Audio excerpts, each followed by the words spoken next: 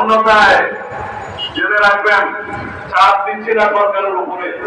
ছাত্র জনতা এখনো আন্দোলনে আছে, তাদেরকে নিয়ে কথা করা হবে।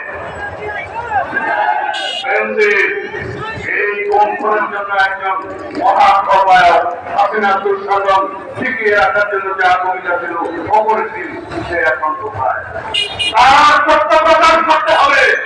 তাকে যেখানেই আছে, তিনি যেই কোণাতে আছে সেখান থেকে টেনে হেঁচড়ে নিয়ে এসে আমাদের তাকে বন্ধ করতে হবে, বাংলাদেশের বিকাশ করতে হবে।